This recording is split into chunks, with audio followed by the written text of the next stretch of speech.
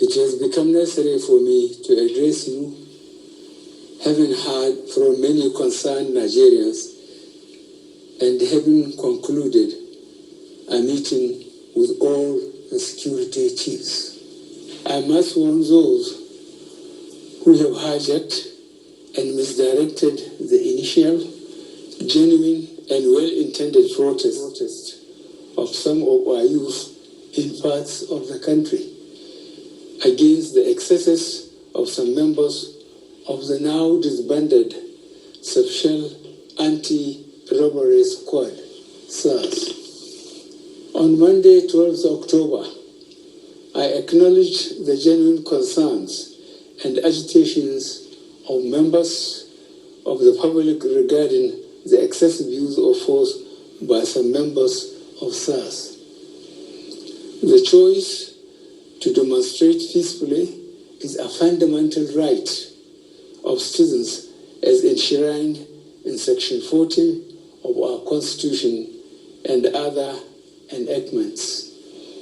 But this right to protest also imposes on the demonstrators the responsibility to respect the rights of other citizens and the necessity to operate within the law.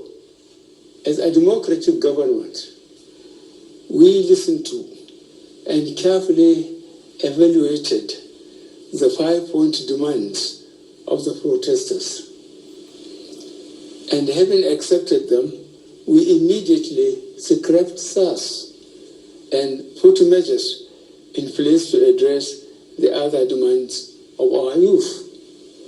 On approving the termination of SARS, I already made it clear that it was in line with our commitment to the implementation of extensive police reforms. Sadly, the promptness with which we have acted seemed to have been misconstrued as a sign of weakness and twisted by some for their selfish and patriotic interests. The result of this is clear to all observers.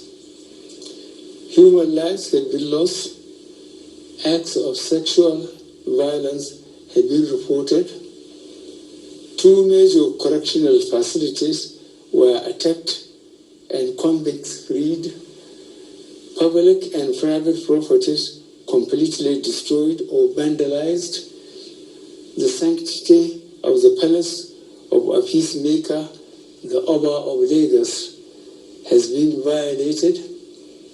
So-called protesters have invaded an international airport and in the process disrupted the travel plans of fellow Nigerians and our visitors.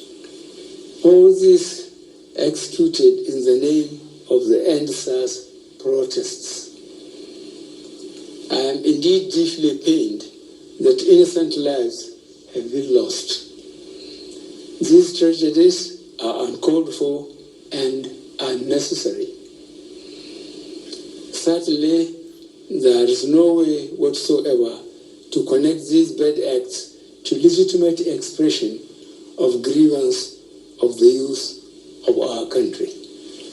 The spreading of deliberate falsehood and misinformation through the social media in particular, that this government is oblivious to the pains and plight of the citizens is a ploy to mislead the unwary within and outside Nigeria into unfair judgment and disruptive behavior. On the contrary, both our deeds and words have shown how committed this administration has been to the well-being and welfare of citizens, even with the steadily dwindling revenues and the added responsibilities and restrictions due to the coronavirus pandemic. Government has put in place measures and initiatives principally targeted at youth, women, and the most vulnerable groups in our society. These included our broad plan to lift 100 million Nigerians out of poverty in the next 10 years. The creation of 75 billion Naira National Youth Investment Fund to provide opportunities for the youth and the micro, small, and medium enterprises survival fund, through which government is A, paying 3 months' salaries of the staff of the 100,000 micro, small, and medium enterprises. B, paying for the registration of 250,000 businesses at the Corporate Affairs Commission. C, giving a grant of 30,000 Naira to 100,000 artisans. And D, guaranteeing market for the products of traders. These are in addition to many other initiatives, such as A, farmer money, B, trader money, C, market money, D, N-Power, E, N-Tech, and F, N-Agro. No Nigerian government in the past has methodically and seriously approached poverty alleviation like we have done. With regards to the welfare of police personnel, the National Salaries, Income and Wages Commission has been directed to expedite action on the finalization of the new salary structure of the members of the police force. The emoluments of other paramilitary services are also being reviewed upwards.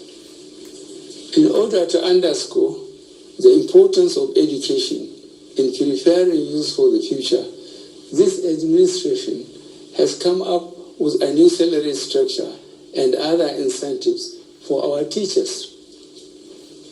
Let me at this point reaffirm the federal government's commitment to preserving the unity of this country.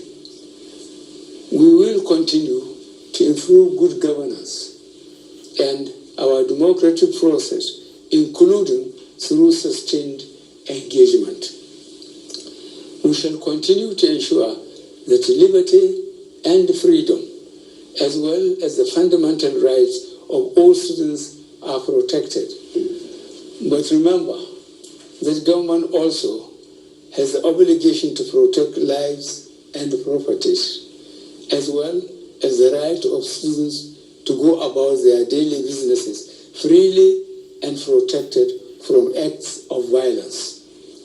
To our neighbors in particular, and members of the international community, many of whom have expressed concern about the ongoing development in Nigeria, we thank you and urge you all to seek to know all the facts available before taking a position or rushing to judgment and making hasty pronouncements.